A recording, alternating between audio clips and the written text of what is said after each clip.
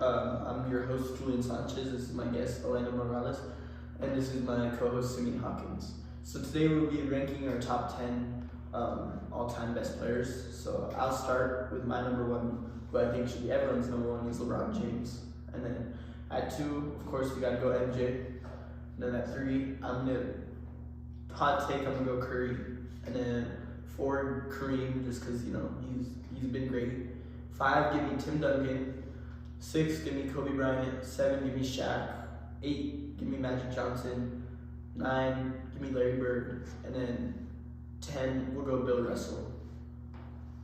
So, Elena, would you like to go ahead and do your top 10?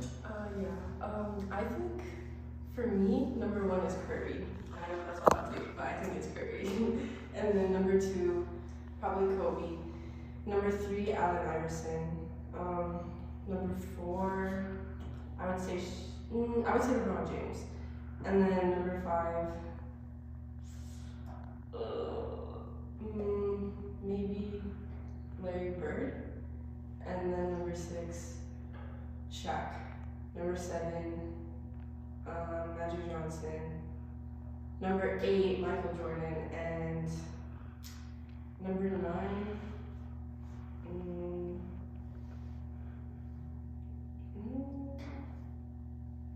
honestly, maybe Jordan Poole. And then number 10, number 10,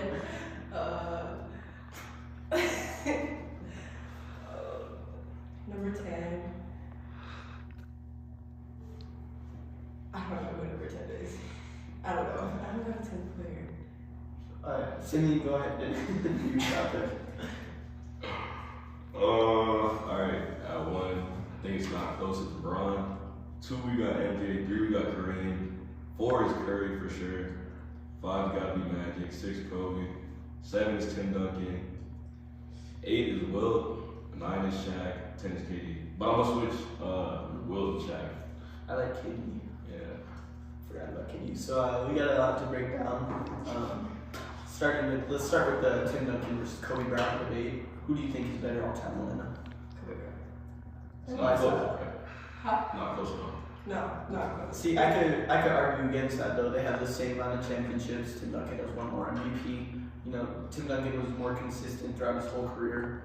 I don't know. I think Tim Duncan is better all time. That's a little biased, but what do you think, Sidney?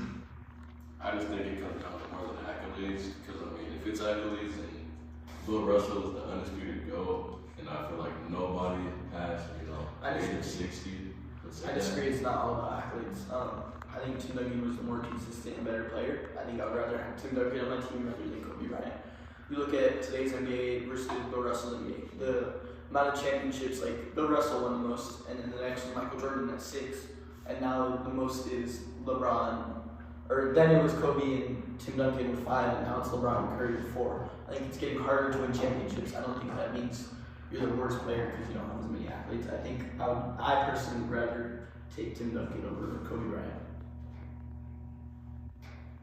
Anyway, so something else we have to break down is Allen Iverson in your top 3. Yes. What makes Allen Iverson in your I top don't know. I just like him.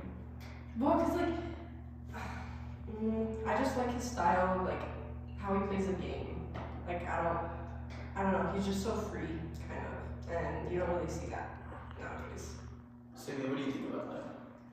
I wouldn't argue in top 10. I think top 3 is a little bit high, but I understand, the influence that he had on the game, just everything he does. I can definitely see him top 10. I can see him top 15 for sure. He's a very influential player in the NBA. One of the best ISO players of all time behind James Harden. He never was able to get that championship, but he was a very good player individually. Alright, so now I got a question. Do you believe Allen Iverson has better handles than Kyrie? There we go. No. That's the right answer. I don't know. I honestly have never really I've seen Allen Iverson in clips, but I never saw him play. But from when I saw Kyrie Irving play, he just knows how to handle the ball really well. And I don't know. I couldn't tell you. So with that, Kevin Durant in your top 10 team. Why is that? He is the single-handed greatest scorer ever. You can debate what you want about that. He's the You can name any player, give me KD over them. It's just, the only thing setting him apart from that top 5 is just, the accolades, which I wouldn't even argue that. It's just he doesn't have championships by himself. But aside from that, he can beat every player ever.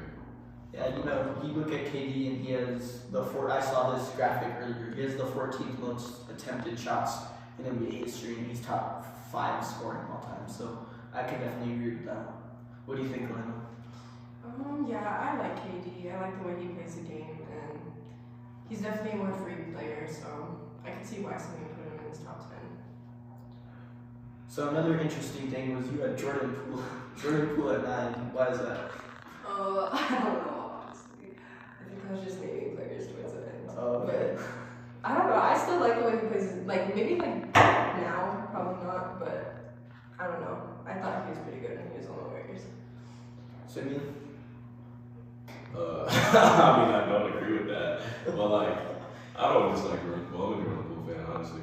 I think he's been playing better than when he was on the Warriors. He just on a lesser team right now. I really do. He's on the Pelicans right now? Yeah. Yeah, that 2022 finals run by Jordan Poole and Steph Curry was pretty special. No one really expected the Warriors to win it all that year. So I would definitely agree. Jordan Poole is a great player. I wouldn't put him nowhere near the top 300 probably, but I think he's a very special player. I'd say top 70. No. Yes. I would say top 70. Shouldn't be saying anything. No, I'm trying to say top 70. Alright, so another thing is we all had Steph Curry in our top 5. And I had him at 1, I had him at 3, you had him at 4. Where do we think Steph Curry ranks all time? What can we all agree on? I'd argue him at least top 3. Yeah, probably top 3. Definitely. I think the way he changed the game and influenced it for today's generation and future generations definitely should put him top 3. Simeon, do you have anything else you'd like to bring up? Do y'all believe that Bam's 83 points was better than Kobe's 81? No. I don't know. I don't, I never saw Kobe's 81. I've never looked at clips from that game, to be honest. I've just heard about it. I watched Bam's 83. It was definitely a lot of foul baiting, but I think it is impressive to score more than 80 points regardless of what it was. But I would say Kobe's probably a better game, but I didn't watch it, so. The only thing I could disagree with that is if you argue that Kobe had a better 81 than his 83, you kind of can argue that Bron's 4 championships is better than Bron's 6. Kobe's or MJ's. Or yeah, No, I think it's different. Honestly, it's more points. You look, the main argument against it is his free throws. He had 43. I honestly think he was getting hacked up there. I think he deserved a lot of those free throws. Definitely some of them were not it, but I think both of them were getting forced out of the ball. I honestly think it was just a random 83. I was not expecting it at all. So, but I think you're right. I think 83 is definitely more impressive than 81. It's 2 more points. And that's, harder to do, I guess. But, I think you look at, like I said, the ring inflation. Bill Russell had 11, Kevin McHale had 9, MJ had 6, now Kobe Tim had 5, and now it seems like people are capping out at 4 because it's getting harder to win. When MJ was around, there was only, 23 teams in the league? Now there's 30, about to be 32, so I think it's definitely getting harder to win. Yeah, I definitely agree with that. I just feel like overall the competition in the league is just 20 times higher than it's ever been. You got dudes working part-time jobs in the NBA back when NBA played. People are doing this for a living. And everybody wants to win now. You have the argument that people don't fear Bron. Everyone fears Bron. It's just that as competitors, you don't show that. And I feel like that's something that was missing back then. And I just feel like it's way more competitive than it's ever been. I agree. So with that, this is a little off topic, but how do you guys feel about last night possibly being LeBron James' last career game in the NBA? Me first? Yeah. I think it's sad, but I don't know. He's had a really good career, and coming from where he came from, his backstory and everything, I think it's pretty amazing how far he's come and just the influence he's had, not just on basketball, just people. Mm-hmm. So it is definitely sad, but I think he could go out with a bang. So. For me, it's kind of symbolic because I'm graduating high school. He's been in the league longer than I have been alive, so it's beautiful, it's kind of like me moving on to the next step of my life. I feel like. Simeon, what do you think? No.